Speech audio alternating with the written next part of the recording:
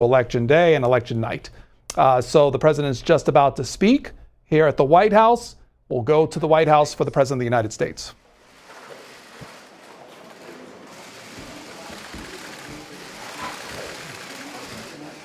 Thank you. Thank you very much. Please. Thank you.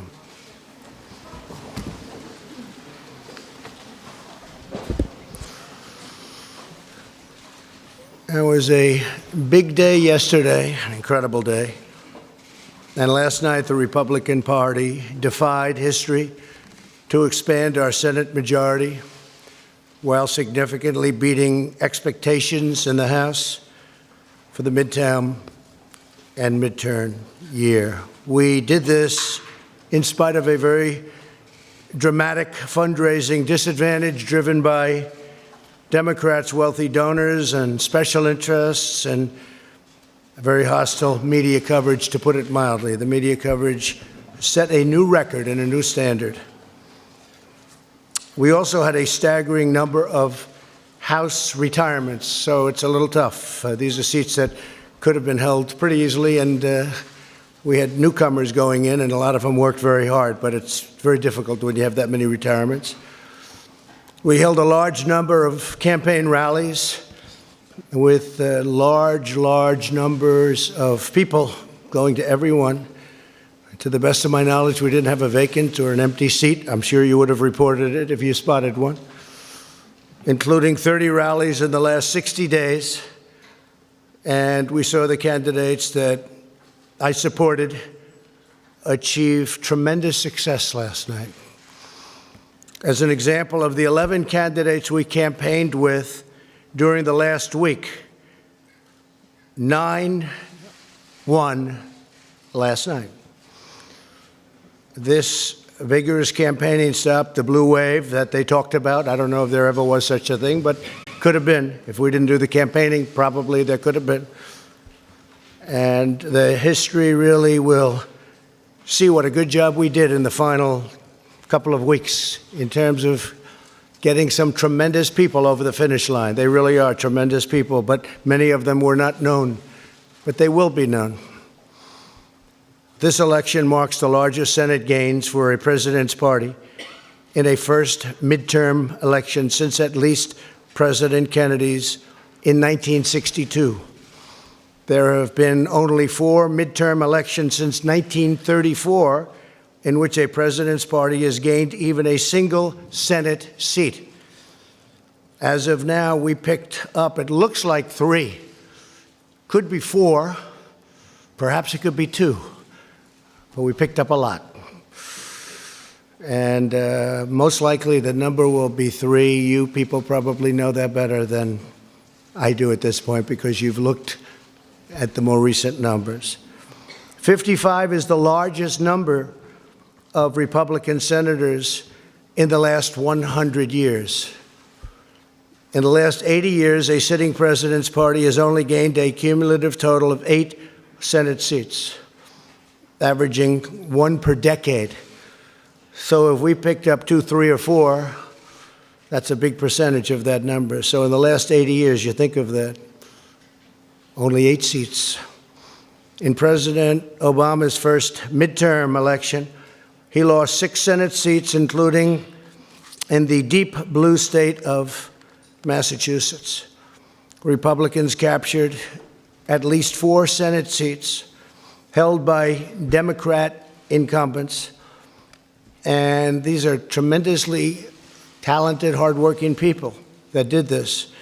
Indiana, North Dakota, Florida, Missouri. We also won 2 open Senate seats in Tennessee. I want to congratulate our great champion who did such a great job in Tennessee, Marcia. And in Utah. And Arizona is looking very good, really very good. She's done a terrific job. That was a tough race, and she's done a fantastic job. In each of these open seats, Democrats recruited very strong candidates with substantial fundraising and media support. We were getting bombarded with money on the other side. In the House, Republicans dramatically outperformed historical precedents and overcame a historic number of retirements, the most House Republican retirements in 88 years. 43 House Republicans retired. Now, I will say this, that in many cases they were chairmen of committees, and they left because they weren't chairmen, because the Republicans have a rule for 6 years. And what that does is wonderful in one way. It lets people come through the system and become chairman. And another way, it drives people out. Because when they're a chairman, they don't want to go and not be a chairman. You're the chairman of a committee, and you're a big deal, and all of a sudden, you're not doing that anymore. So they leave. We had a lot of them leave. It's, I guess you can flip a coin as to which system is better. The Democrats do the other. Some of their folks have been on those committees for a long time as chairman. In 2010, President Obama's first midterm, he lost 63 seats. By contrast, as of the most current count, looks like around 27 House seats or something, and we'll figure that out pretty soon.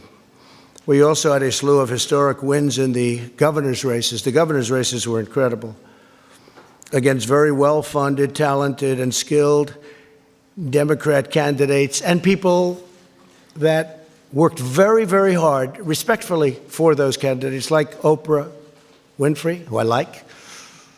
I don't know if she likes me anymore, but that's okay. She used to. But she worked very hard in Georgia, very, very hard. And if you look at them, with 4 governor's races crucial to 2020 and the presidential race, Florida, Iowa, Ohio, and Georgia, the big ones. Florida, Iowa, Ohio, and Georgia. Can't get much more important than that. They were incredible. They were actually incredible campaigns, too. Incredible. As of right now, Republicans will control the majority of governorships across the country, including 3 great women who worked very hard, governors of Alabama, South Dakota, and Iowa. They worked very, very hard. They're very talented. By expanding our Senate majority, the voters have also clearly rebuked the Senate Democrats for their handling of the Kavanaugh hearings. That was a factor, I think maybe a very big factor. The way that was handled, I think, was tremendous energy was given to the Republican Party by the way they treated then Judge Kavanaugh, now Justice Kavanaugh, and expressed their support for confirming more great pro-Constitution judges. Candidates who embraced our message of low taxes, low regulations, low crime, strong borders, and great judges excelled last night. They excelled. They really, I mean, we have a list of people that were fantastic. And I'm just going to point them out. Mike Bost, Rodney Davis, Andy Barr was fantastic. I went to Kentucky. For the most part, I didn't campaign for the House, but I did actually make a special trip for Andy Barr because he was in a very tough race in Kentucky, and he won. That was a very tough race. The polls were all showing that he was down, and down substantially, and he won. And that one I did do. Pete Stauber of Minnesota, great guy, he's new, and ran a fantastic race. On the other hand, you had some that decided to, let's stay away, let's stay away. They did very poorly. I'm not sure that I should be happy or sad, but I feel just fine about it. Carlos Cubella, Mike Kaufman, too bad, Mike. Mia Love. I saw Mia Love. She'd call me all the time to help her with a hostage situation, being held hostage in Venezuela. But Mia Love gave me no love, and she lost. Too bad. Sorry about that, Mia. And Barbara Comstock was another one. I mean, I think she could have won that race, but she didn't want to have any embrace. For that, I don't blame her. But she lost, substantially lost. Peter Roscom didn't want the embrace. Eric Paulson didn't want the embrace. And in New Jersey, I think he could have done well, but it didn't work out too good. Bob Eugen, I feel badly because I think that's something that could have been won. That's a race that could have been won. John Faso, those are some of the people that, decided for their own reason not to embrace whether it's me or what we stand for, but what we stand for meant a lot to most people. And we've had tremendous support, and tremendous support in the Republican Party, among the biggest support in the history of the party. I've actually heard at 93% it's a record, but I won't say that because who knows. But we've had tremendous support.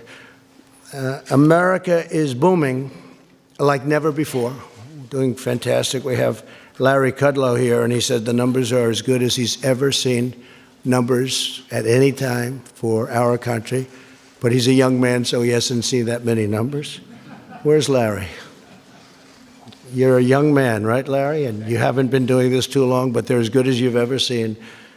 And we may have, if you have a question for Larry, we'll do that. But I want to send my warmest appreciation and regards to Majority Leader Mitch McConnell. We really worked very well together. We have been working very well together. We actually have a great relationship. People just don't understand that, which is fine. And also to perhaps, looks like, I would think, Speaker Nancy Pelosi. And I give her a lot of credit. She works very hard, and she's worked long and hard. I give her a great deal of credit for what she's done and what she's accomplished. Hopefully we can all work together next year to continue delivering for the American people, including on economic growth, infrastructure, trade, lowering the cost of prescription drugs. These are some of the things that the Democrats do want to work on, and I really believe we'll be able to do that. I think we're going to have a lot of reason to do it. And I will say, just as a matter of business, I was with some very successful people last night. We were watching the returns. So if the Republicans won, and let's say we held on by 2 or 1 or 3, it would have been very hard out of that many Republicans to ever even get support among Republicans, because there'll always be 1 or 2 or 3 people that, for good reason or for bad reason or for grandstanding, we have that too. You've seen that. You've seen that, plenty of grandstanding. But for certain reasons, that many people, you're always going to have a couple that won't do it. So that puts us in a very bad position. In other words, had we kept, and this is I'm saying this for a very basic reason, it's common sense. It puts us in a very tough position. We win by 1 or 2 or 3, and you'll have 1 or 2 or 3 or 4 or 5 even come over and say, look, we're not going to go along with this. We want this, and all of a sudden we wouldn't even be able to get it in many cases out of the Republicans' hands before we sent it on to the Senate. And now we have a much easier path, because the Democrats will come to us with a plan for infrastructure, a plan for health care, a plan for whatever they are looking at, and we'll negotiate. And as you know, it's been very hard in the Senate because we need essentially 10 votes from Democrats, and we don't get those votes because the Democrats do really stick together well. I don't agree with them on a lot of policy, but I agree with them on sticking together. They stick together great. So now we go into the Senate. We don't have the 10 votes. And what happens? It doesn't get passed. Even if it gets out of the House, it doesn't get passed. So under the new concept of what we're doing, I say, come on, let me see what you have. They want to do things. I keep hearing about investigations, fatigue. Like almost from the time I announced I was going to run, they've been giving us this investigation fatigue. It's been a long time. They got nothing, 0. You know why? Because there is nothing. But they can play that game, but we can play it better, because we have a thing called the United States Senate, and a lot of very questionable things were done. between leaks of classified information and many other elements that should not have taken place. And all you're going to do is end up in back and forth and back and forth, and 2 years is going to go up, and we won't have done a thing. I really think, and I really respected what Nancy said last night about bipartisanship and getting together and uniting. She used the word uniting, and she used the bipartisanship statement, which is so important because that's what we should be doing. So we can look at us, they can look at us, and then we can look at them, and it'll go back and forth, and it'll probably be very good for me politically. I could see it being extremely good politically because I think I'm better at that game than they are, actually. But we'll find out. I mean, we'll find out. Or we can work together. You can't do them simultaneously, by the way, just in case somebody says, oh, you can do them both. No, you can't. Because if they're doing that, we're not doing the other, just so you understand. So we won't be doing that. But now what happens is we send it to the Senate, and we'll get 100% Democrat support, and we'll get some Republican support.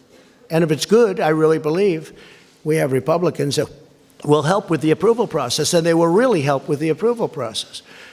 So it really could be a beautiful bipartisan type of situation. If we won by 1 or 2 or 3 or 4 or 5, that wouldn't happen. And the closer it is, the worse it is. This way, they'll come to me, we'll negotiate, maybe we'll make a deal, maybe we won't. That's possible. But we have a lot of things in common on infrastructure. We want to do something on health care. They want to do something on health care. There are a lot of great things that we can do together. And now we'll send it up, and we'll get the Democrats, and we'll get the Republicans or some of the Republicans. And I'll make sure that we send something up that the Republicans can support, and they're going to want to make sure they send something up that the Democrats can support. So our great country is booming like never before, and we're thriving on every single level, both in terms of economic and military strength, in terms of development, in terms of GDP, we're doing unbelievably. I will tell you our trade deals are coming along fantastically. The USMCA and South Korea is finished. USMCA has gotten rave reviews. We're not going to lose companies anymore to other countries. They're not going to do that because they have a tremendous economic incentive, meaning it's prohibitive for them to do that. So it's not going to be like NAFTA, which is one of the worst deals I've ever seen, although we've made some other pretty bad ones too. Now is the time for members of both parties to join together, put partisanship aside, and keep the American economic miracle going strong. It is a miracle. We're doing so well. And I've said it at a lot of rallies. Some of you have probably heard it so much you don't want to hear it again. But when people come to my office, presidents, prime ministers, they all congratulate me almost the first thing on what we've done economically, because it is really amazing. And our steel industry is back. Our aluminum industry is starting to do really well. These are industries that were dead. Our miners are working again. We must all work together to protect our military. We have to do that. To support our law enforcement, secure our borders, and advance really great policy, including environmental policy. We want crystal clean water. We want beautiful, perfect air. Air and water has to be perfect. At the same time, we don't want to put ourselves at a disadvantage to other countries who are very competitive with us and who don't abide by the rules at all. We don't want to hurt our jobs. We don't want to hurt our factories. We don't want companies leaving. We want to be totally competitive, and we are. And right now we have just about the cleanest air, the cleanest water we've ever had, and it's always going to be that way. We insist on it. So environmental is very important to me. And with that, I'll take a few questions if you'd like. Whoa. I didn't know what happened. All right, go ahead, John. That was a lot of hand shooting up so quickly. There's a lot to talk about. Mr. President, you talked at length just now about bipartisanship. The presumed Speaker of the House, Nancy Pelosi, talked about it last night. I'm sure that's encouraging for the American people. But do you really believe given what the relationship has been like between this White House and the Democratic Party, that will happen. I think there's a good chance. I think there's a very good chance. If I could just finish, it will happen. Will you have to compromise on certain issues to the point where it could hurt you in 2020? And do you expect that when the Democrats take over the chairmanship of all these important committees, you're going to get hit with a blizzard of subpoenas on everything from the Russia investigation to your cell phone use to your tax returns? Ready? Then you're going to, if that happens, then we're going to do the same thing, and government comes to a halt.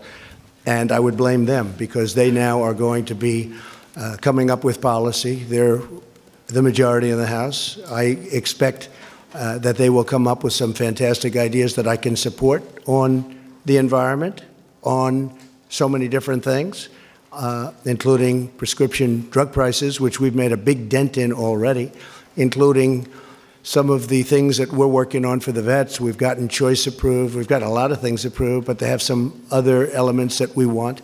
There are many things we can get along on without a lot of trouble, that we agree very much with them and they agree with us. I would like to see bipartisanship. I'd like to see unity. And I think we have a very good chance of, and maybe not on everything, but I think we have a very good chance of seeing that. Go ahead. One question on the lame duck, sir, and one on your cabinet.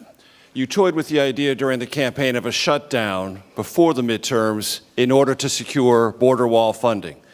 Are you prepared to go on a shutdown strategy during the lame duck, since this might be your last best chance? Not necessarily. To secure that? Look, I speak to Democrats all the time. They agree that a wall is necessary. A wall is necessary. And as you know, we're building the wall. We've started, but we should build it at one time, not in chunks. But you want much more money, and you want much sooner. No, we need the money to build the wall, the whole wall, not pieces of it all over. And we are doing it. Now we have the military. Now we have other elements of a wall that are pretty nasty, to be honest with you, but nevertheless, it's pretty hard to get through it. But no, I'd like to see the wall. Many of the people that we'll be dealing with, in 2006, they approved the wall, essentially. It was a very strong border fence, but it was the same thing. And they all approved it. They all agreed. I have statements from every one of them. We have them saying, we need the wall. I mean, they sound like me. Mm-hmm. But we do need it because we have people coming, and I'm not just talking about the caravans. We have people coming through our border that you physically can't put that many people. It's a 2,000-mile stretch. You can't put that many people along that stretch to guard it. And even if you did, tremendous fighting would ensue. So we need the wall. Many Democrats know we need the wall. And we're just going to have to see what happens. I mean, I will be fighting for it. They have done everything in their power to make sure. I got the military, $700 billion and $716 billion. The wall is a tiny, tiny fraction of the cost of that. But their whole agenda has been to try not giving me anything for the wall. I really believe politically they're hurting themselves. I actually think politically that's a good thing for me, but I want to get the wall up because we need it. So no shutdown scenario? I don't know. I can't tell you that. No, I can't commit to that, but it's possible. And can you give us clarity, sir, on your thinking currently, now after the midterms, about your Attorney General and your Deputy Attorney General? Do they have long-term job security? I'd rather answer that at a little bit different time. We're looking at a lot of different things, including cabinet. I'm very happy with most of my cabinet. We're looking at different people for different positions. It's very common after the midterms. I didn't want to do anything before the midterms. But I will tell you that, for the most part, I'm extremely happy with my cabinet. I think Mike Pompeo has fit in so beautifully. He's done an incredible job. How about your Interior Secretary? We're looking at that, and I do want to study whatever is being said. Is he in jeopardy? I think he's doing an excellent job. But we will take a look at that in a very strong, and we'll probably have an idea about that in about a week. Thank you, Mr. President. Okay, thank you. Wow, this is... Go ahead, John. He gave me a fair interview the other day, so I might as well ask him a question. All right, thank you, Mr. President. And picking up there, you told me the other day that you are an open book. So I think I am an open book. So point blank, Democrats go after your tax returns. Will you try to block that, or will you allow them to have them? Well, look, as I've told you, they're under audit. They have been for a long time. They're extremely complex. People wouldn't understand them. They're done by among the biggest and best law firms in the country. Same thing with the accounting firms. The accountants are a very, very large, powerful firm from the standpoint of respect. They're highly respected. Big firm, a great law firm, you know it very well. They do these things. They put them in. But people don't understand tax returns. Now, I did do a filing of over 100 pages, I believe, which is in the offices. And when people went and saw that filing and they saw the magnitude of it, they were very disappointed. And they saw the detail. You'd get far more from that. And I guess we filed that now 3 times. But you get far more from that than you could ever get from a tax return. But when you're under audit, and I'm on a very continuous audit because there are so many companies, and it is a very big company, far bigger than you would even understand. But it's a great company, but it's big, and it's complex, and it's probably feet high. It's a very complex instrument, and I think that people wouldn't understand it. But if I were finished with the audit, I would have an open mind to it. I would say that, but I don't want to do it during the audit. And really, no lawyer, even from the other side, they say often, not always, but when you're under audit, you don't subject it to that. You get it done, and then you release it. So when that happens, if that happens, I would certainly have an open mind to it. So that means if the audit is still on, you will not turn over the tax returns, or you'll fight to block it? When it's under audit, no, nobody would. Nobody turns over a return when it's under audit. Okay? Thank you. Thank you. Yeah, go ahead, please. One, I was tempted to ask you why you like Oprah so much, but I think I'll go on to the question that... Why do I like Oprah? What kind of a question is it? Yeah, I'm just asking, just curious. But the real question... He's a comedian here. The real question is... I do like Oprah, by the way. I do. She was a person I knew well, came to my place in Palm Beach often, and I have a lot of respect for her. Unfortunately, she didn't do the trick. The real question is, you just sat up here and said that from this podium that are you offering an my way or highway scenario to the Democrats? You're saying that if they start investigating you, that you can play that game and investigate better than them. Can you compartmentalize that? And I think I know more than they know. Can you compartmentalize that and still continue to work with them for the benefit of the rest of the country, No. or are all bets off? No. If they do that, then it's just all it is a warlike posture. And so then, wait a minute, then the follow-up, You heard my answer. Go ahead. Well, since it's Jim, I'll let it go. Okay. Thank you, Mr. President. I wanted to challenge you on one of the statements that you made in the tail end of the campaign in the midterms. Here we go. If you don't mind, Mr. President, that this caravan was an invasion. As you know, Mr. President, I consider it to be an invasion. As you know, Mr. President, the caravan was not an invasion. It's a group of migrants moving up from Central America towards the border with the U.S. Thank you for telling me that. I appreciate it. Why did you characterize it as such? Because I consider it an invasion. You and I have a difference of opinion. But do you think that you demonized immigrants in this election to try to keep... I want them to come into the country, but they have to come in legally. You know, they have to come in, Jim, through a process. I want it to be a process. And I want people to come in, and we need the people. Your campaign... Wait. You know why we need the people, don't you? Because we have hundreds of companies moving in. We need the people. But your campaign had an ad showing migrants climbing over walls and so on. That's true. But they weren't actors. They're not going to be doing that. They weren't actors. Well, no, it's true. Do you think they were actors? They weren't actors. They didn't come from Hollywood. Right. These were people. This was an actual, it happened a few days ago. And they're hundreds of miles away, though. They're hundreds and hundreds of miles away. That's not an invasion. Honestly, I think you should let me run the country. You run CNN. All right. And if you did it well, your ratings would be much better. If I may ask one other question, Mr. President, if I may ask one other question, are you worried? That's enough. That's enough. Mr. President, I was enough. going to ask one of the other folks. That's enough. Pardon me, ma'am. Mr. President, that's enough. Mr. President, I had one other question, if I may ask, on the Russia investigation. Are you concerned that you may have... I'm not concerned about anything with the Russian investigation because it's a hoax. That's enough. Put down the mic. Mr. President, are you worried about indictments coming down in this investigation? Mr. President. I'll tell you what, CNN should be ashamed of itself having you working for them. You are a rude, terrible person. You shouldn't be working for CNN. Go ahead. I think that's unfair. You're a very rude person. The way you treat Sarah Huckabee is horrible. And the way you treat other people are horrible. You shouldn't treat people that way. Go ahead. Go ahead, Peter, go ahead. In Jim's defense, I've traveled with him and watched him. He's a diligent reporter who busts his Well, I'm butt not a like big the rest fan of of us. yours either, so I understand. to be honest. So let me ask you a question if I can. You repeatedly said... You aren't the best. Mr. President, you repeatedly, over the course of Okay, the... just sit down, please.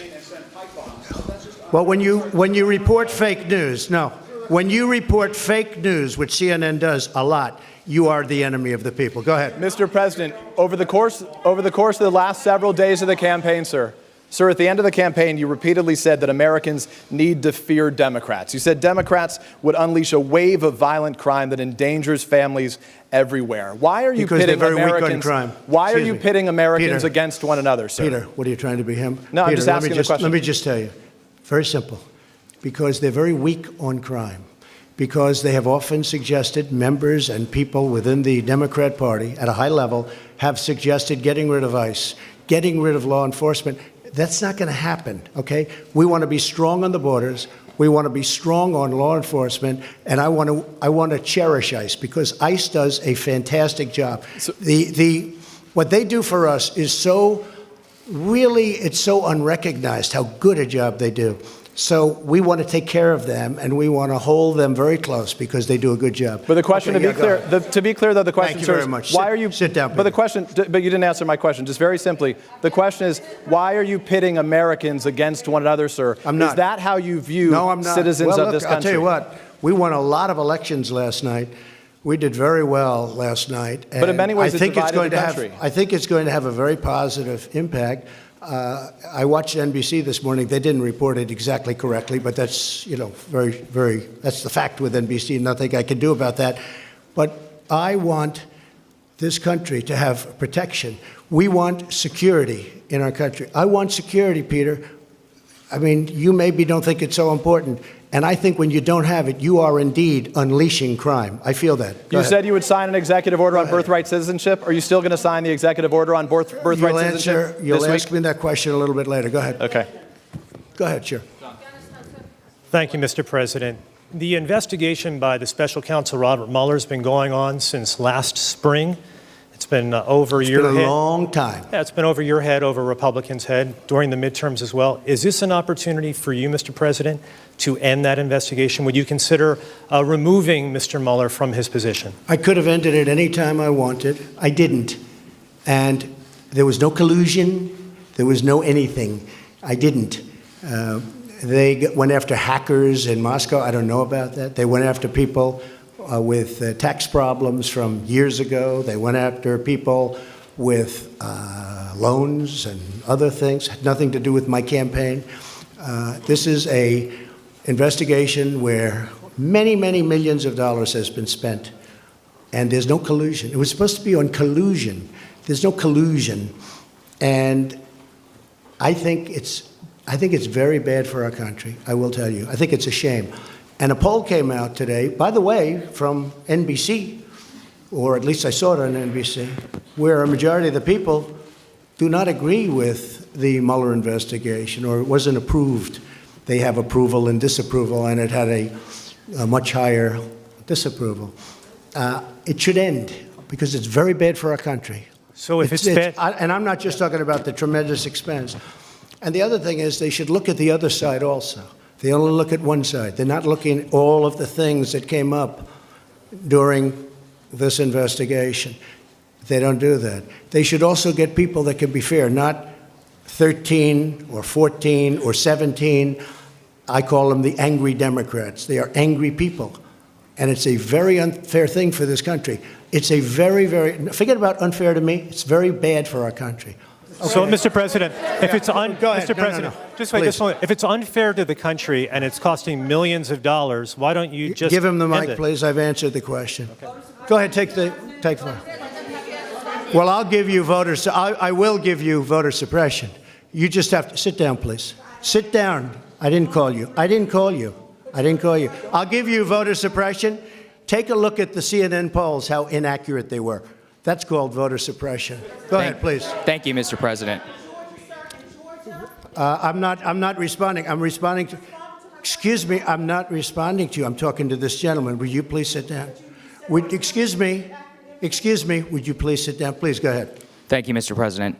Now that the House of Very Representatives hostile. has fled, It's such a hostile media. It's so sad. You ask me about, no, you rudely interrupted him. You rudely interrupted him. Go ahead. thank you, Mr. President. Do your demands remain the same to the United States Congress on immigration in exchange for a DACA fix, in exchange for an amnesty for 1.7 million? Are you willing to change any of those demands that you gave to Congress earlier? I think we could really do something having to do with DACA. And what really happened with DACA, we could have done some pretty good work on DACA, but a judge ruled that DACA was okay. Had the judge not ruled that way, I think we would have made a deal.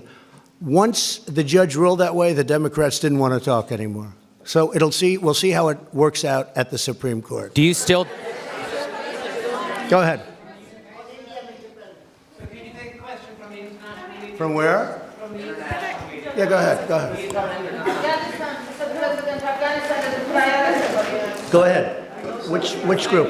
Where do you want me to take a question from? Yeah. Go ahead, ma'am. Go ahead. Take the. Oh, either one. Either one. Okay. Or both. Are you together?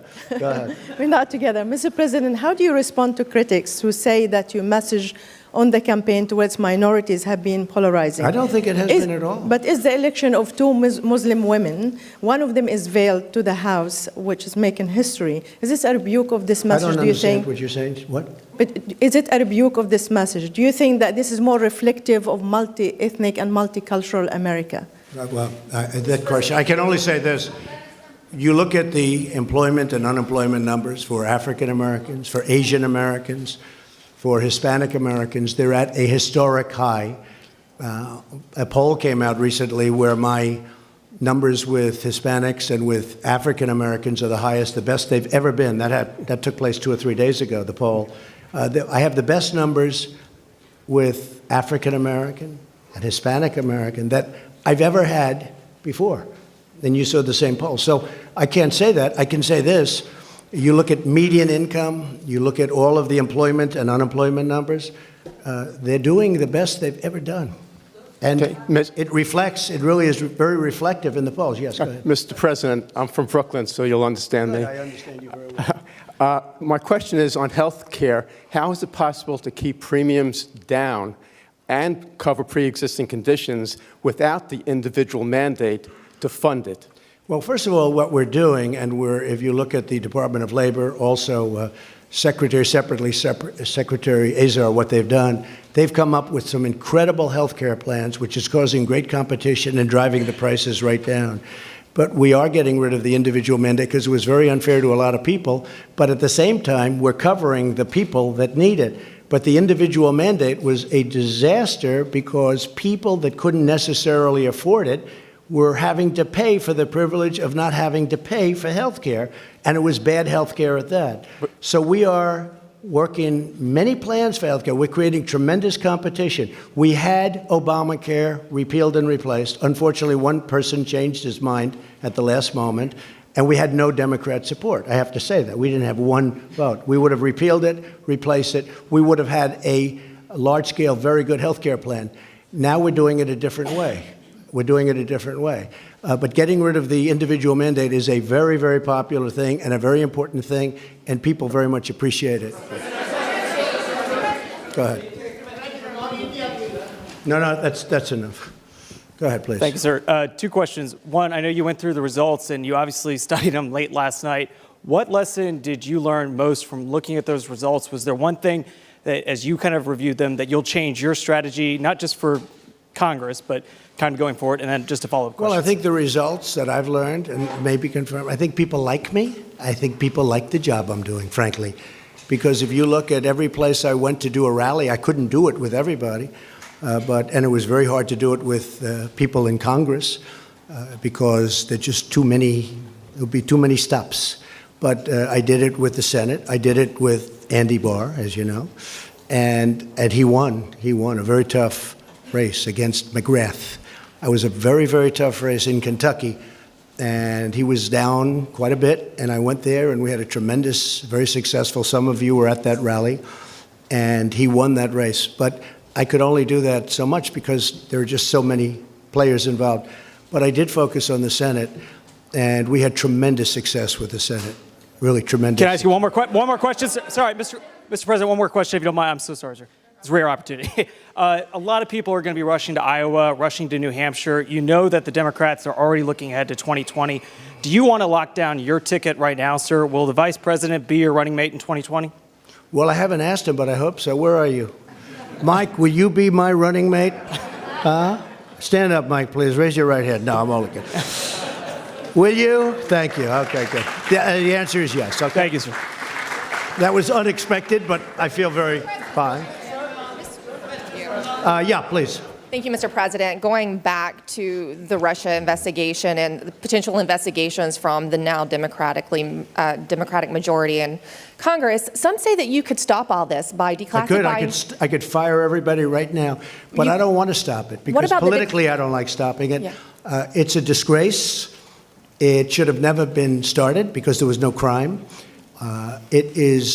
Everybody has conflicts. They all have conflicts over there that are beyond anything that anybody's ever seen in terms of conflicts, from the fact that people ask for jobs, from the fact that they have very good friends on the other side, like really good friends like Comey, who, by the way, lied and leaked, and also leaked classified information. Nothing happened there.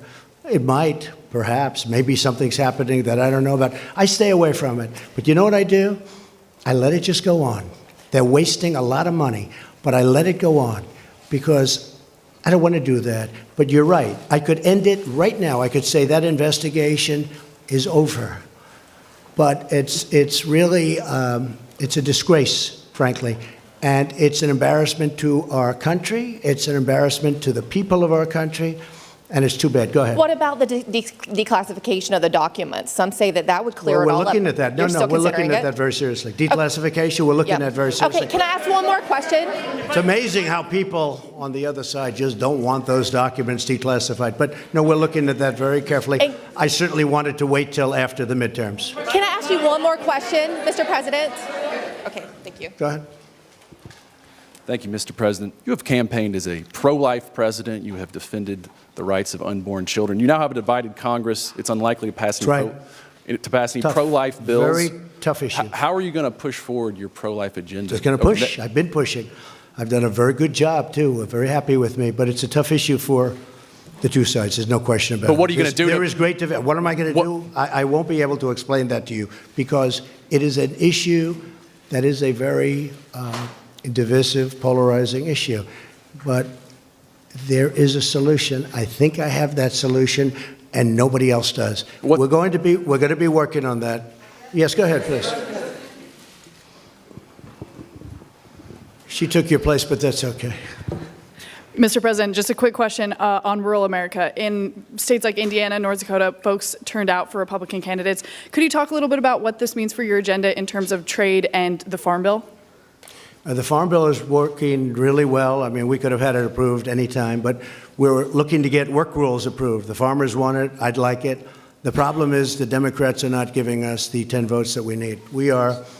Everybody wants it. The farmers want it, but the Democrats are not approving the Farm Bill with work rules. We could have it very fast without the work rules, but we want the work rules in, and the Democrats just don't want to vote for that. So at some point, they'll have to pay maybe a price. Jeff, go ahead. Thank you very much, Mr. President. Thank you. Have you seen any evidence that Russia or China intervened in yesterday's election? Well, we're going to make a full report, and unlike the previous administration, we've done a lot of work on that issue. And if you look, speak with the FBI, speak with the Department of Justice, speak to Homeland Security. We've spent a lot of time. It gets very little coverage in the papers. I mean, you cover the nonsense part, but you don't cover the important. This is very important. And we have been working very hard on China and Russia and everybody else looking into our elections or meddling with our elections. But people tend not to write about it. But we have worked very hard, as you've probably heard. What do you intend to say, sir, to President Xi and to President Putin when you meet with them later this month? Well, I have a good relationship with both. I know President Xi better, but I think I have a very good relationship with both. I actually had a very good meeting in Russia that you people didn't agree with, but that's okay. It doesn't much matter, obviously, because here I am. But the fact is that I had a very, very good meeting, with President Putin, and a lot was discussed about security, about Syria, about Ukraine, about the fact that President Obama allowed a very large part of Ukraine to be taken, and right now you have submarines off that particular parcel that we're talking about. That was President Putin who annexed Crimea, sir. No, that was President Obama's regime. That was during President Obama, right? That was not during me. But it was President No, that was Putin, President sir, who did the Obama. annexation. No, it was President Obama that allowed it to happen. Had nothing to do with me. Okay, go ahead. Yeah, go ahead. Go ahead. Go ahead. Thank you, Mr. President. Cordelia Lynch, Sky News. You're a man who likes to win, but last night was not an absolute victory for you. I'll be honest. I thought it was a very close to complete victory. When you look at it from the standpoint of negotiation, when you look at it from the standpoint of deal making, because it's all about deal making, again, if we had the majority and we had 1 or 2 or 3 votes to play with, we would have been at a standstill. I really believe that we have a chance to get along very well with the Democrats. And if that's the case, we can do a tremendous amount of legislation and get it approved by both parties. So I consider it to be, hey, look, I won Georgia. President Obama campaigned very hard in Georgia. Oprah Winfrey campaigned very, very hard all over the television. I said, this is going to be tough. I only had me. I didn't have anybody else. And I went to Georgia, and we had one of the largest crowds that anybody here has seen ever at a political rally. And you know what? He won. And he won actually by, pretty good margin. He won. And then we went to Florida, and they had celebrities all over the place. And a man who happens to be a very smart person was running, Ron DeSantis, and people didn't give him a chance.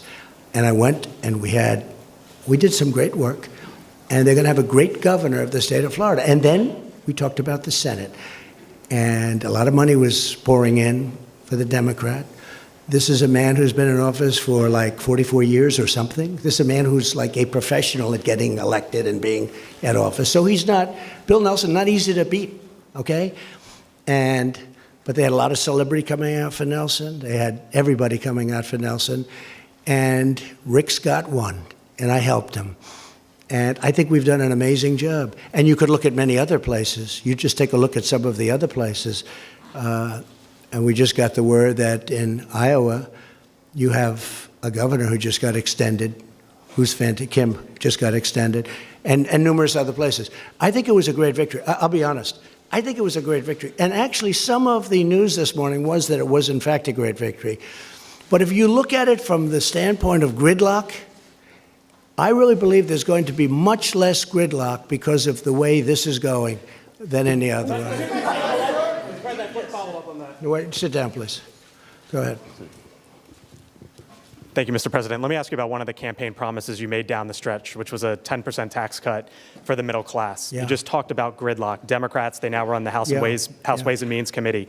If it means a tax cut of some kind for the middle class, but that means raising rates elsewhere, corporations on the wealthiest, is that a trade-off that you would be willing to make and able to enact a middle class tax? You know that this will have to be now proposed, because if we did it now, we don't have the votes in the Senate. We would need 10 Democrat votes. We probably couldn't get them. If we could pass it very easily in the House, but there's no reason to waste time because you don't have the votes in the Senate. But as an example, if the Democrats come up with an idea for tax cuts, which I'm a big believer in tax cuts, I would absolutely pursue something, even if it means some adjustment. Some adjustment on which side, the corporate, the individual? Yeah, to make it possible. But I would love to see a tax cut for the middle class. Now, that's going to be their decision. They're going to have to make that decision. As you know, if we bring it up to the Senate, we'd need Democrat votes 10, and we don't have those 10 votes. And just because the markets would want to know, sir, some adjustment, would that be 1%, 2%, 3% on either side? It's too early. I'm just saying I would be certainly willing to do a little bit of an adjustment. Go ahead, behind. Thank you. Go ahead, please. Mr. President, thank you very much. 2 questions. One is, you had talked about leaders who had called to congratulate you. Did President Putin call to congratulate you? And will you, in fact, meet with him at lunch this coming weekend. Well, as I understand it, we're having, and I guess a lot of you are going over, we're having a lunch for numerous countries. I'll be there. I believe President Putin is going to be there. We don't have anything scheduled. I don't think we have anything scheduled in Paris. And I'm coming back very quickly. I'm going over. This is a great event. This is an important, really, this is going to be a very important and I think a very beautiful ceremony. I'm looking forward to going, and we're representing the incredible heroes of the world, but the heroes of our country from World War I. And so I'll be going there, and I am very proud to go there. Did he call you? I don't think we have time set aside for that meeting. Now, with that being said, we're very shortly meeting again at the G20, where he'll be there and I'll be there, and that's where we're actually looking forward to meet. We will be having a lunch, but I think there are many people there. And did he call you to congratulate you? And if I could also just invite you, since this is quite a gathering we've got here, to go ahead and talk about the staff changes that you expect in the White House while we're here. We're eager to hear about them. Is General Kelly going to stay on? As we make changes, we'll sit down and talk to you about it. I mean, there's no great secret. A lot of administrations make changes after midterms. I will say that for the most part, I'm very, very happy with this cabinet. We're doing a great job. But what about in the White House? What about in the White House, sir? You've got a lot of White House staff. Some have been talking about leaving. General Kelly has been rumored to be leaving. No, people leave. People leave. And is that going to happen? People leave. I haven't heard about John Kelly, but no, people leave. They come in. They're here. It's a very exhausting job. Although I love doing it, I must tell you, but it's exhausting for a lot of people. I'm surprised at a lot of people. They start off, they're young people, they're there for 2 years, and they're old by the time they leave. It's quite exhausting, but I love doing it, and I'll tell you, there will be changes, nothing monumental from that standpoint. I don't think very much different than most administrations, and we have many people lined up for every single position. Any position, everybody wants to work in this White House. We are a hot country. This is a hot White House. We are a White House that people want to work with. Okay. No, please, behind you. Go ahead.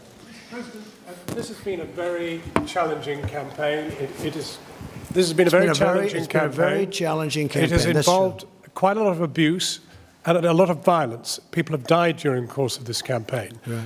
Is there any way in which you think the temperature could be lowered? Perhaps peace could break out with the media? Perhaps your bipartisan relationships across the House and the Senate may now produce some change? Or are we going to have more of the same? It's a very fair question. Look, I would love to see unity and peace and love and any other word you want to use. And obviously, I think we had to, especially at this particular juncture, we had to wait till after the midterms are over. Now they're over.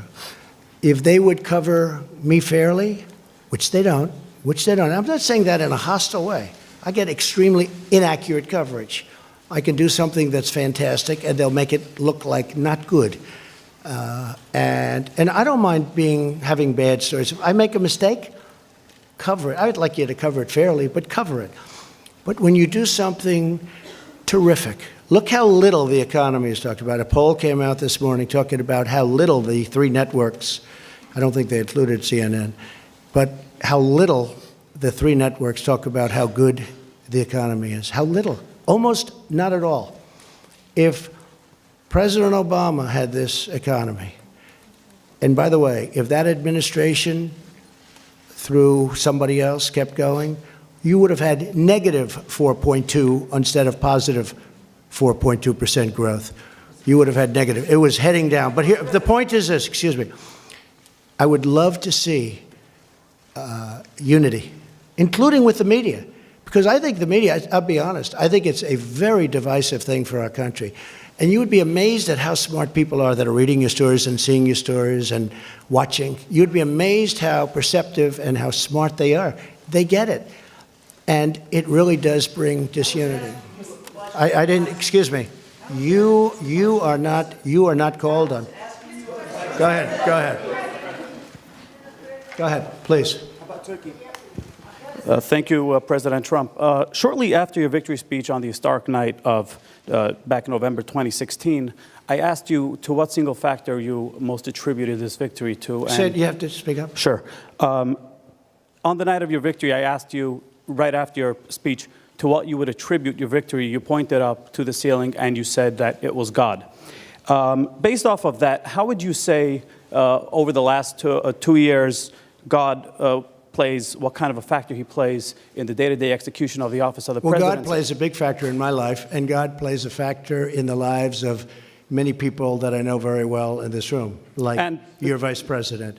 God plays a very big role in my life. And one more back to a quick follow-up. Which loss last night surprised you the most, and which of these unsuccessful candidates are you most likely to consider for Nothing a future administration? surprises me in politics. Would you but there consider were any some of those- losses last night, and there were some victories last night that have been incredible. I mean, there were victories last night that nobody would believe, especially based on the suppression polls. I had a lot of suppression polls. Would you and there were consider some any- victories last night that were very surprising, but I'm not going to pick out special. Well, would you consider any for It's a tough post? enough for those people to have. Would you a loss. consider any for an administration post moving forward as one of the very few of the 3.7% unemployed? What? Would you consider any of the people who lost last night for a post in the administration in the near future? I know a couple of very good ones. Yeah, I would actually. Go ahead, please. Mr. President, I asked you on Monday if there was anything that you regret in your first 2 years. And you said that at times you could have and should have used a, quote, softer tone. Your critics, as you can imagine, your skeptics, they say they're not holding their breath on that happening. Will you indeed have to change your tone if you're to get things passed through Congress after losing the House? And you also said you might extend an olive branch. What would that look like? I would love to have. I'd be very good at a low tone. But when things are done not correctly about you, written about you, said about you, on television, on wherever it is, you have to defend yourself. I would love to do very even tones, much easier than what I have to do. I have to go around, and going around is much easier than facing somebody and being treated fairly. But when you're not treated fairly, you really have no choice. I would love to have a very even, modest, boring tone. I would be very honored by that. But you know what? When you have to fight, all the time fight, because you're being misrepresented by the media, you really can't do that. But not about the media, sir. But sir, real quickly, not about the media, but what about with Congress? Please, go ahead. Mr. President, can you just how you focus on the economic... Where are you from, please? Japan. Okay. Say hello. Say hello to Shinzo. Yes. I'm sure he's happy about tariffs on his cars. Go ahead. That's my question, actually. So how you focus on the trade and economic issue with Japan? Will you ask Japan to do more, or will you change your tone? I really don't understand you. How will you focus on trade and economic issues? Trade with Japan? Yes. Well, we're dealing with Japan right now on trade. Japan has, it's a great country. You have a great prime minister who just had a very successful election.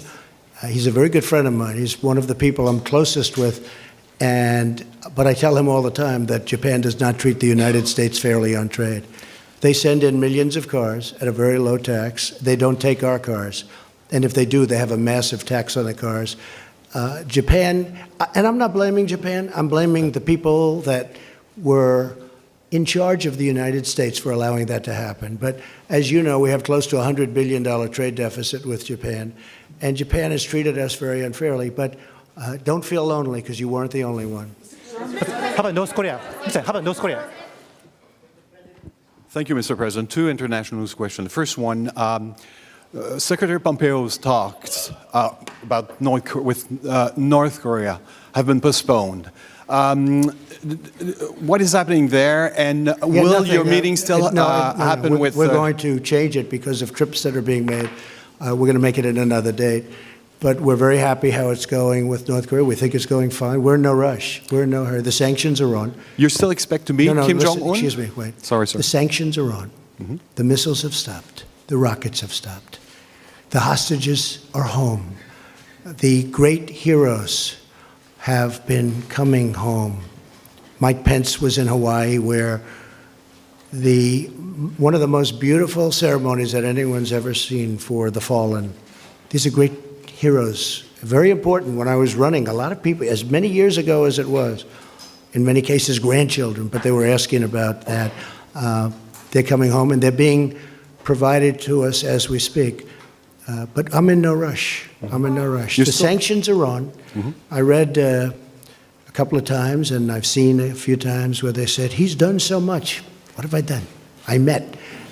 Now, I'd love to take the sanctions off, but they have to be responsive, too. It's a two-way street. But we're not in any rush at all. There's no rush whatsoever. You know, before I got here, they were dealing with this for over 70 years. And I guess on a nuclear front for 25 years. That's a long time. I've been there. I probably left Singapore 4 or 5 months ago.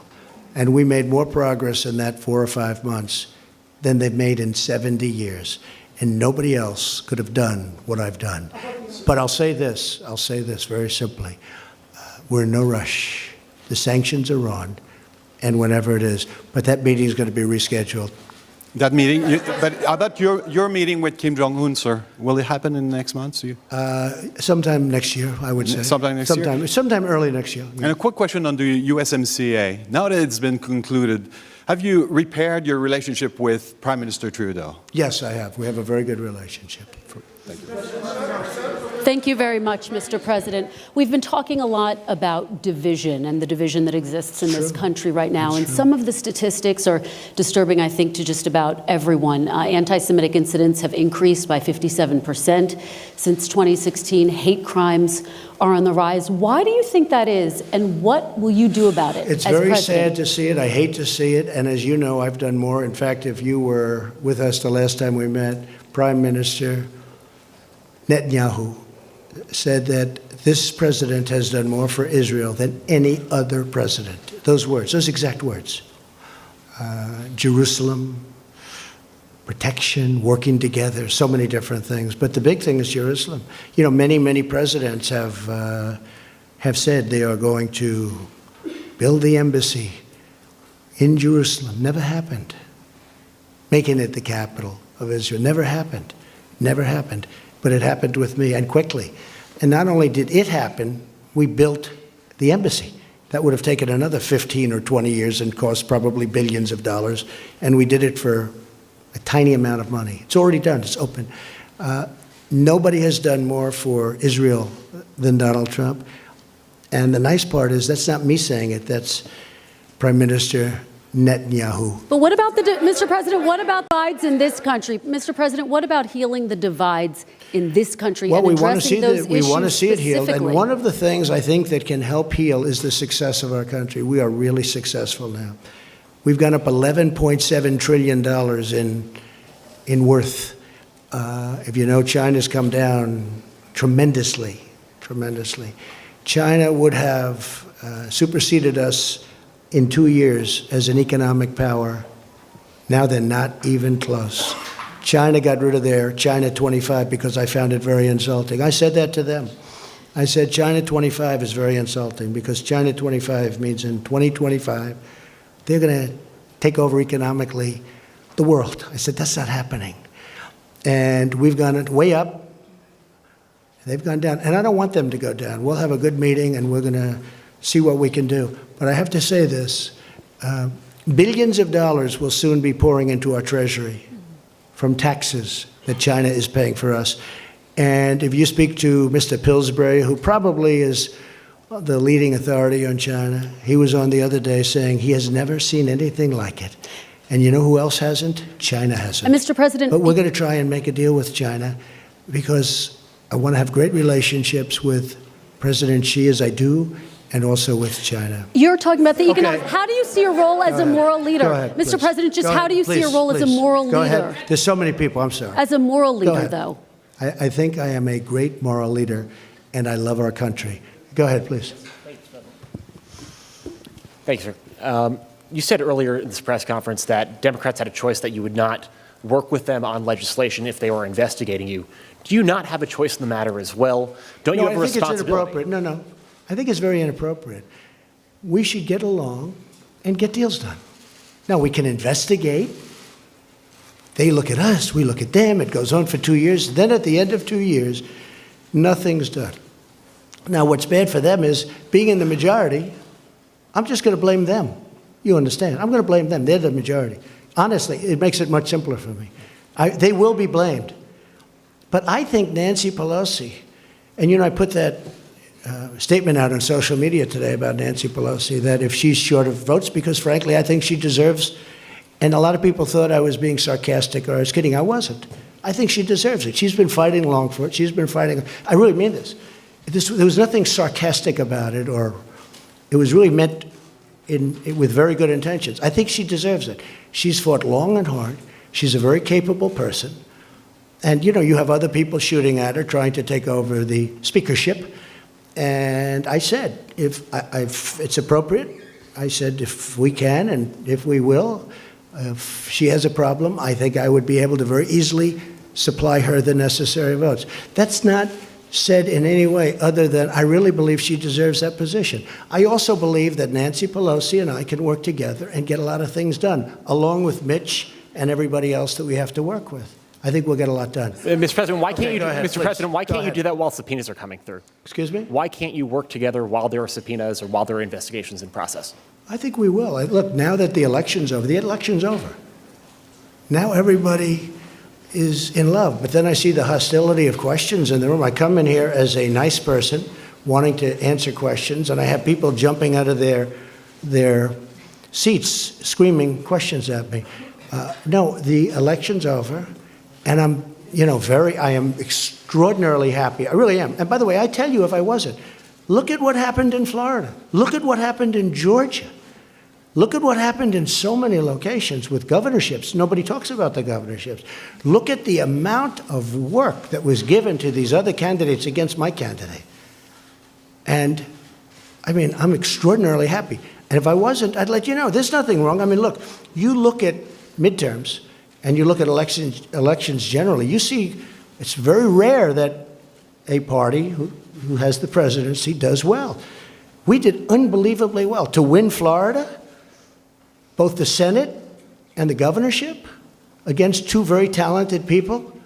I'll tell you what, we did incredibly. To win Georgia when you had some of the biggest stars in the world campaigning endlessly, including President Obama, I tell you what, this was a great victory for us. And again, from a deal-making standpoint, we are all much better off the way it turned out. Because I really believe if the Democrats want to, we can do a tremendous amount of great legislation. Yes, please, go ahead. Should we keep this going for a little while?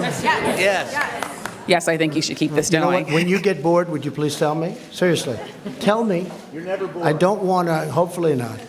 I don't want to overstay, but yes, please, go ahead. Hi, Mr. President. Yamiche, Alcindor with PBS NewsHour.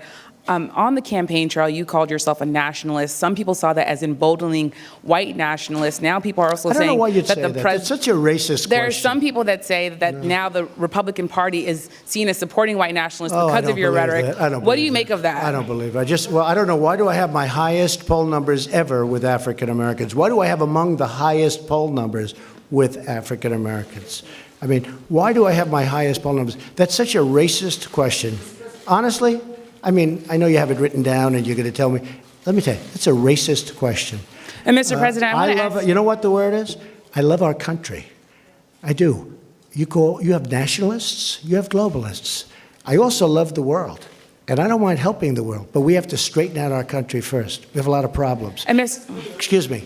But to say that, what you said, is so insulting to me. It's a very terrible thing that you said. And Mr. Okay, President, please, Mr. President, people have you talked about middle class tax cuts on the campaign trail. How will you get Democrats to support that policy? Or You have to ask them. Well, Hey, what's your plan for working with Democrats on a middle class tax plan? You know what my plan is? I'll ask them. And if they say yes, I'm all for it. And if they say no, there's nothing you can do because you need their votes. Go ahead. Yes, thank you, Mr. President. Francesca Chambers, DailyMail.com. You said many times on the campaign trail that you didn't want Nancy Pelosi to be Speaker. At least you suggested that. You spent a lot of time talking about her and Chuck Schumer. Not a question of want. I would have. Let me answer a little. Would I have preferred winning by 2 or 3 or 4? I would almost have to think about that. But certainly, I like to win. And if I win, she's not going to be Speaker. What did she say to you, though, yesterday that We made had a you great give her conversation. support? Honestly, we had a very warm conversation. You know, she loves this country. And she's a very smart woman. She's done a very good job. She was really, I mean, she's had a very... Did she promise that they wouldn't seek to impeach you? She's had a very, we didn't talk about impeaching. We didn't talk, what do? Do you impeach somebody because he created the greatest economic success in the history of our country? Let's impeach him because the country is so successful. Let's impeach him. Has he done anything wrong? They asked somebody, has he done anything wrong? No, but let's impeach him anyway. And they also said, let's impeach Justice Kavanaugh. Let's impeach him. And now they have the second woman coming out, that the first, the second. And I hate to say this, but it was public. And after him, we're going to impeach the vice president. We're going to impeach Mike Pence. Mike Pence doesn't get impeached for anything. So let's impeach the president, and then we'll impeach the vice president.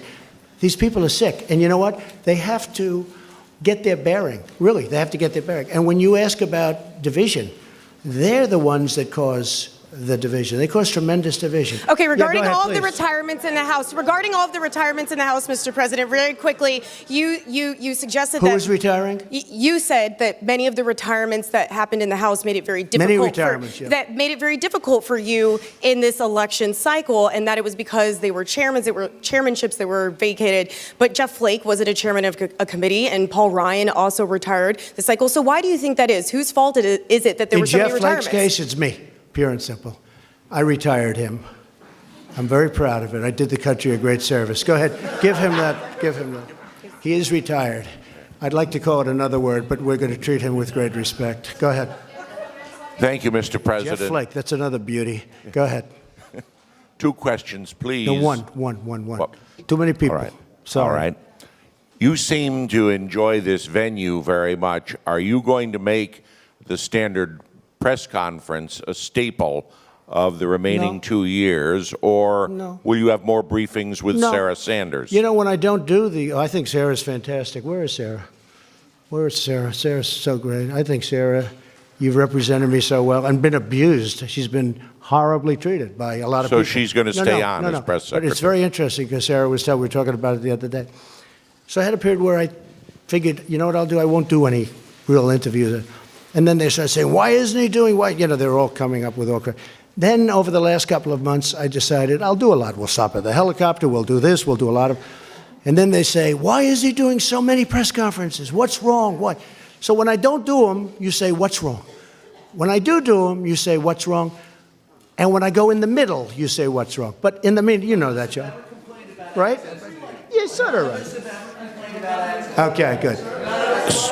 No, you did. Excuse me. Well, you complained about access when I purposely just stayed away from the press for a while because I wanted to see how it worked. And can I be honest with you? It didn't work well. Mr. President, I didn't finish the question. So Sarah will stay on as press secretary. Okay, please, go ahead. No, go ahead. First off, I personally think it's very good to have you here because a free press and this type of engagement... Actually, I do too. Yes, it's vital to democracy. It's called earned media. It's worth billions. Go ahead. So I have 2 questions for you, if that's all right. It's a rare opportunity. First, just a point of clarification on the tax returns issue. You brought up the audit. That doesn't prevent you from releasing them. I know it. Oh, sure. Right. But I didn't say it prevented me. I said lawyers will tell you not to do it. But go ahead. What's your next question? Go ahead. Come on, let's go. Just on that. More exciting question than that, please. Second one. Michael Cohen recently said you called black voters stupid. That's false. Omarosa has accused you of using the N-word, and the rapper Little John has said you called him Uncle Tom. What's your response? I don't know who Little John is. I really He was on The Apprentice. I don't know. Oh, he was? Okay. Yeah. Oh, I see. Have you ever made racist remarks? No, I would never do that, and I don't use racist remarks. And you know what? If I did, you would have known about it. I've been hearing there are tapes for years and years. There are tapes.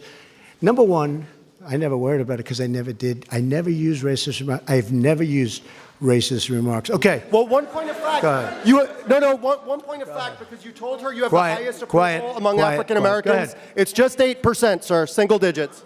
See, when you talk about division, it's people like this that cause division. Great division. No, point of fact is that I never used a racist remark. That's the point of fact. Who are you from? Yahoo, no, good. Good. I hope they're doing well. Where are you from? MTV Lebanon. Oh, Lebanon. Good. Yes. Thank you, Mr. President. We're so happy to be here as well, have this opportunity. President Erdogan said he's not going to follow your sanctions and he's going to keep buying oil from... Who said that? President Erdogan, Turkey. I know. And you're going to meet him soon. Just can't understand his...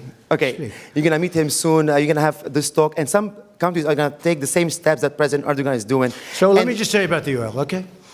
So we imposed, just recently, the strongest sanctions in the history of our country, just about. Well, I guess North Korea is there too. But I gave some countries a break on the oil. I did it a little bit because they really asked for some help. But I really did it because I don't want to drive oil prices up to $100 a barrel or $150 a barrel, because I'm driving them down. If you look at oil prices, they've come down very substantially over the last couple of months. That's because of me, because you have a monopoly called OPEC. And I don't like that monopoly. I don't like it. And oil prices are coming down. So rather than deciding to be as tough as I am on most of the sanctions, what I've done is I said, we're not going to do it that way. We're going to let some of the oil go out to these countries that really do need it, because I don't want to drive the oil prices up to $100 or $150 a barrel, which could happen very easily. It's a very fragile market, very, very fragile. I know it very well. And it's the absolute right decision. And they'll get tougher as time goes by, maybe. But I don't want to have any effect on the oil prices worldwide where I drive them up, because I consider that to be a tax, and I don't like taxes. We have a peace process between Israel and Palestine. Please. The peace process is over. Who? Oh, congratulations to John Tester. Congratulations. I'm sure you're very unhappy about that. Go ahead. Mr. Yes, President, please, go ahead. Can you address the... We'll take a couple of more and then we'll go. Can you address concerns in places like Georgia where people waited in line to vote for hours, where voting machines weren't working in certain districts, and you there think that's the wasn't power? reason that the candidate lost? Well, there are concerns being raised that it wasn't... I wasn't well, involved access in to- Georgia. I know, but other as than I love the state. Yes, but as President of the United States, are you concerned about the access that people are having to voting? I heard it was very efficient in Georgia. I heard it was very efficient. But again, you'd have to ask the state governments, because just one of those things you're going to have to ask them. Yeah, go ahead, please. Please, go ahead. Thank you, Mr. President. You expressed some concerns about social media companies unfairly censoring conservatives during the election. Do you anticipate working with Democrats to regulate these companies, or are you satisfied with the way things are? I would do that, yeah. I would look at that very seriously. I think it's a serious problem. At the same time, you start getting into speech. That's a very dangerous problem. That could be the beginning. So it's very dangerous. Believe it or not, I'm one that really likes free speech. A lot of people don't understand that. But I am a big believer. When you start regulating, a lot of bad things can happen. But I would certainly talk to the Democrats if they want to do that. And I think they do want to do that. Yes, sir, go ahead. Former President Barack Obama famously said that he had a pen and a phone to use executive power on issues like immigration. Do you see yourself using executive power to get some of your immigration agenda done? I do. I think that some of it I can use executive power on some, not all. But I mean, he certainly used it. He used it on DACA. And when he did it, he said something to the effect that, I'm not allowed to do this, it'll never hold up, but I'm doing it anyway. And he did it, and they found judges that approved it. We also found judges that didn't approve it, so it's obviously going to be determined in the Supreme Court. And if the court rules in favor of what President Obama thinks they should rule, which is what he said, then I will probably have a deal with the Democrats in a very short period of time. We were very close to having a deal until we got that very strange ruling. You also made some promises about immigration during the campaign, and I want to know if you're going to follow through with them. Are you going to aggressively... Which one are you talking about? Birthright citizenship. Are you going to sign an executive order to ban... We are looking at it very seriously, absolutely. I mean, is yes or no? Or and I believe we have the absolute right, but that's another case that will be determined by the Supreme Court of the United States. Are you going to send 15,000 troops to the border? You've been reading the same documents as I have. You know exactly what I'm doing. You know exactly what I'm doing. So go ahead. What's your next question? Also, on the Khashoggi matter, we've been more than a month since the death of Mr. Khashoggi, the journalist. Very sad thing, very terrible thing. Do you think Saudi Arabia is guilty of having him murdered? And if so, I'll what have kind a of much punishment will be stronger involved? opinion on that subject over the next week, and I'm working very closely with Congress. We're working together, some very talented people, and we're working with Congress, we're working with Turkey, and we're working with Saudi Arabia, and I'm forming a very strong opinion. Go ahead, John. Go ahead, John. Mr. President, just a quick follow-up. You said something about Nancy Pelosi. You said that Nancy Pelosi, she loves our country. Do you regret some of the things you said during the campaign? I mean, various times you said Democrats want to put a wrecking ball to our future, want to destroy our country. I believe that. With their current policy, they're using a wrecking ball on our country. I believe that 100%. This would be a wrecking ball. But I think there's a compromise somewhere, and I think that could be really good for our country. Okay, how about one more? Do you regret the ad? Do you regret the ad that you did that was branded as a racist ad, and even Fox News wouldn't air it, NBC wouldn't air it, Do I regret it? networks? Yeah. Surprised you asked me that question. I do not. Go ahead, please.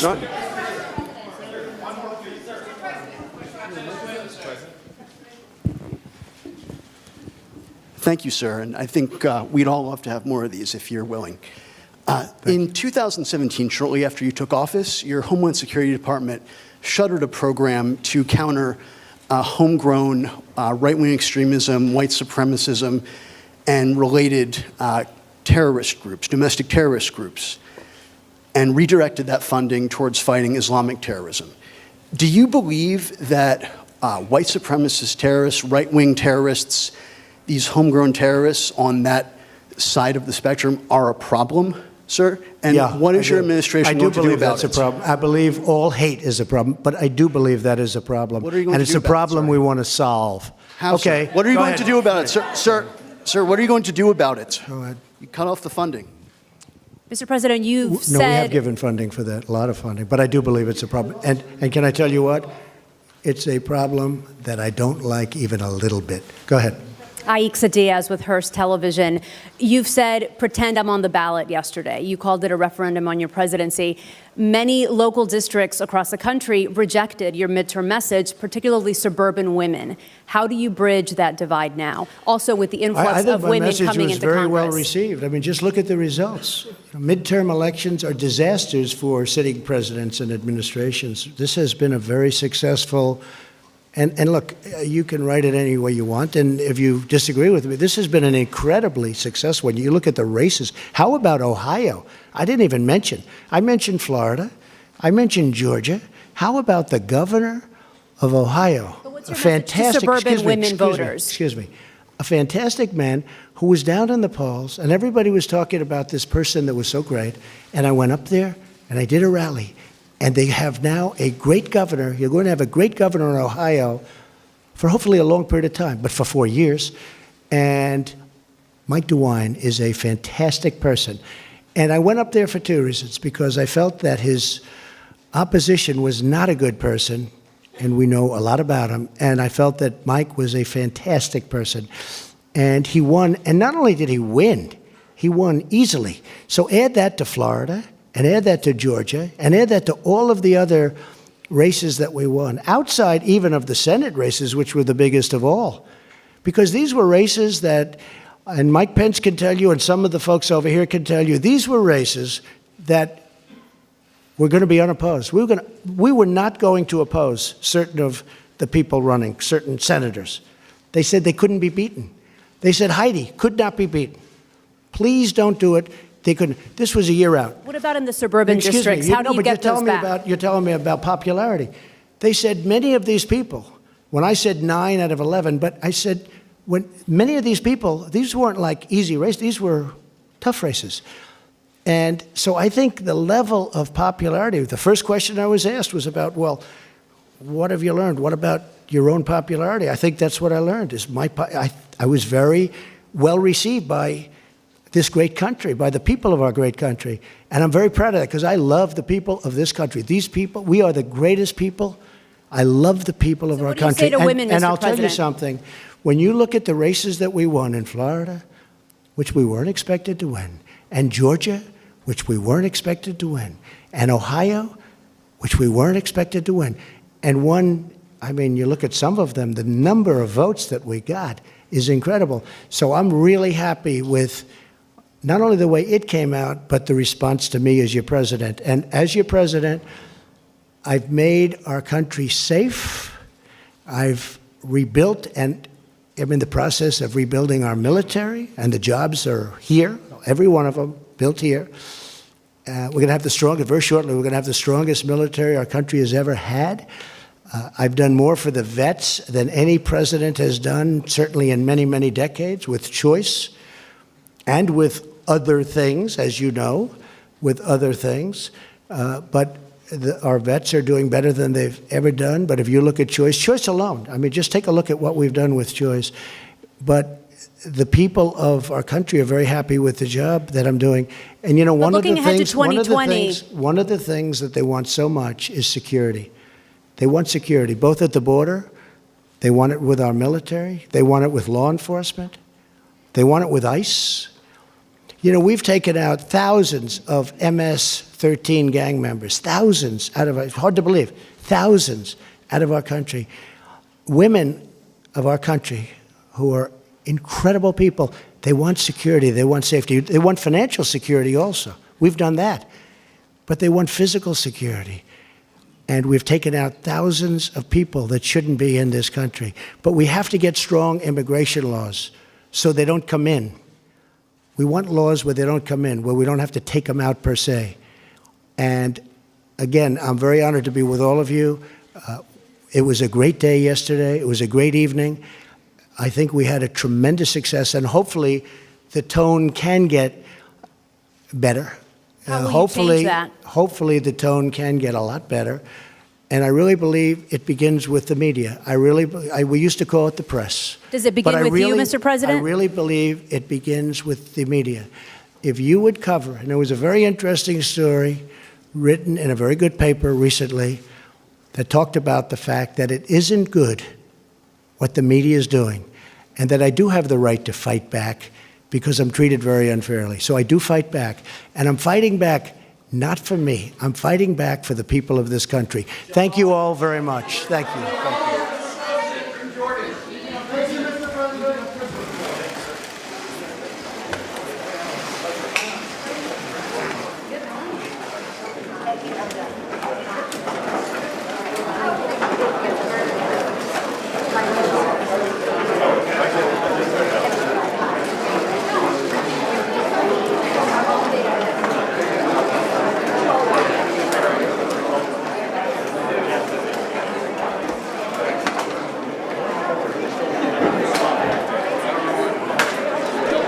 President Trump there in the East Room at the White House with a post-election news conference that lasted nearly 90 minutes, wide-ranging and at times testy with reporters. By the way, this news conference in its entirety will be re-airing this afternoon on C-SPAN 2 at 2:15 p.m. and then again this evening on C-SPAN at 8 p.m. The president you heard congratulating Jon Tester of Montana. That's because that race has been called in the last hour. Jon Tester, the Democratic incumbent, ekes out a victory over Matt Rosendale, the